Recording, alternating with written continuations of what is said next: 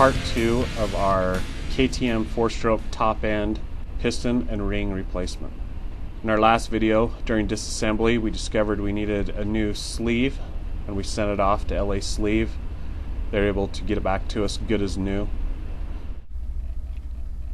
We're going to install a Wiseco piston, and the first thing we're going to do is check our ring end gap.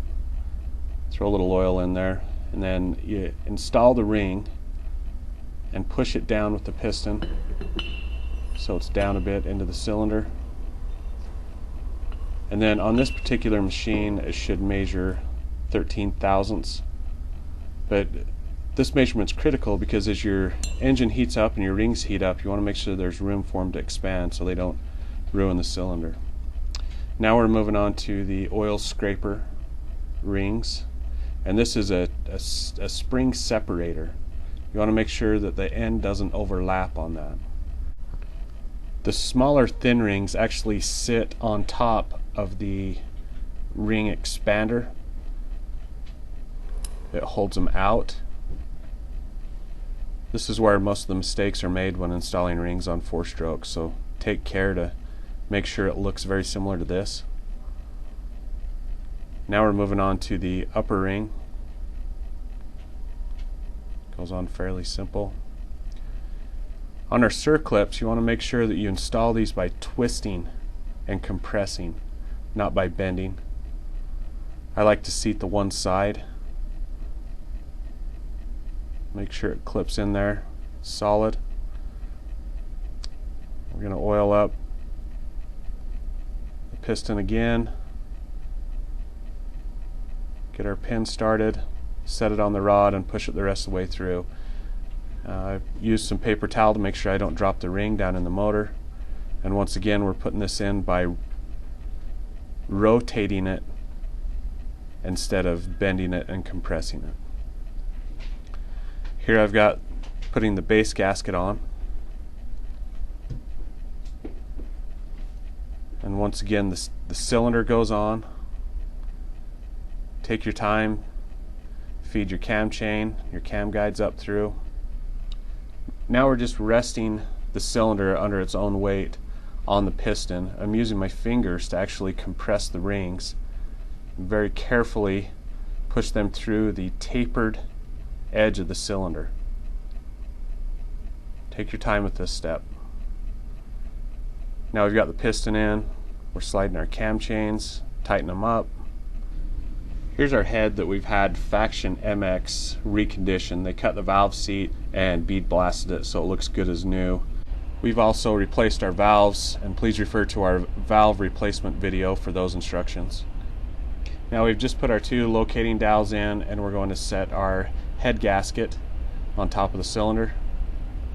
Notice the piston is at top dead center, and it's going to make it a lot easier to find top dead center on the crank here in a minute. Now we're setting the head on, pulling our cam chain through.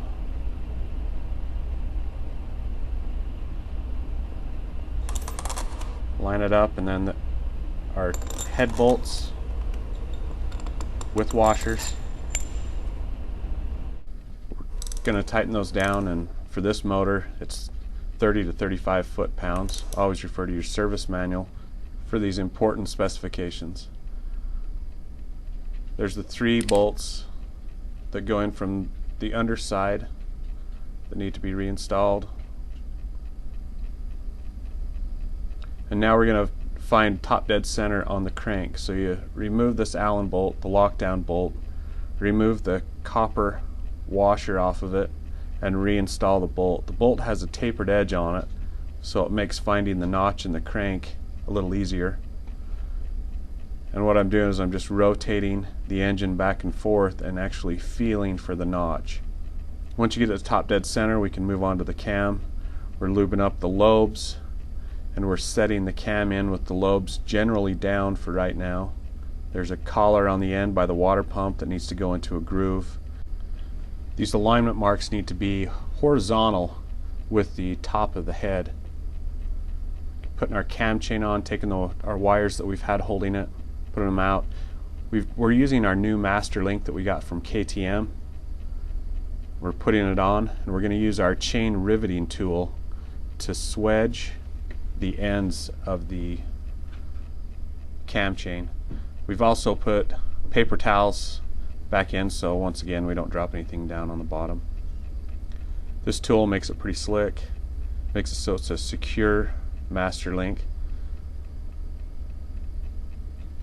Now we're going to ready the valve cover. I'll put a little silicone, a little sealant on there. Carefully, you don't want to get too much. Want to make sure it's evenly coated on both sides, both surfaces. We're going to slide the valve cover on. Pull up the lifters a little bit, make sure there's no binding. It should all sit flush. We're going to install the bolts, and they are at 8 foot-pounds is what this machine calls for. Now we're onto the cam chain adjuster, and we've removed the bolt and the spring so we can reset the adjuster. We'll mount it on the cylinder and tighten it down. Then we'll give the adjuster a little head start, release it, and then we'll put the spring and the tension bolt in. This holds your cam chain tight. It's automatic. Now we're onto the water pump cover, and as you can see, we're using a new gasket from our Tusk top end gasket kit. Put those on, once again about 8 foot-pounds. Now we're going to adjust our valves. We're going to back off our adjusters, and on this model it's calling for between 4 and 5 thousandths. So we need our feeler gauge, and you want to just slide it underneath just so there's slight resistance. And you have your screwdriver actually on your tappet, and hold it in place while you tighten it with a wrench. Move to the other side and put your tappet cover back on. Now that our valves are adjusted, we can release the lockdown bolt by putting our washer back in. Now we're reinstalling our oil supply line. Make sure and get the copper washer underneath and on top.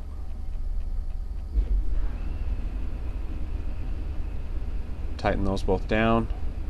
Put our ignition cover back on.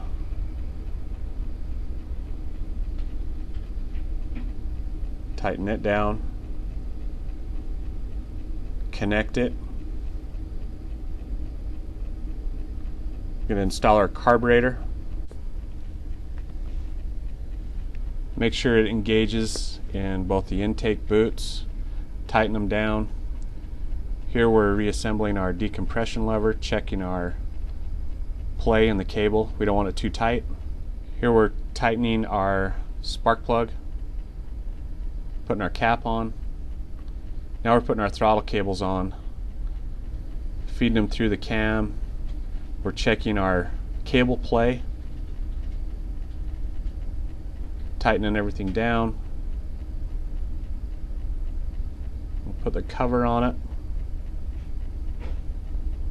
Our crankcase breather hose, shifter, our head pipe and our shock, our silencer, radiators and our radiator hoses. Slide the tank and seat on. We're adding fluids here. We need to make sure and remove this air purge bolt. This allows both radiators to fill up evenly. Tighten the bolt back down, add the engine oil, and you're ready to go ride. Make sure and refer to your service manual for proper break-in procedures.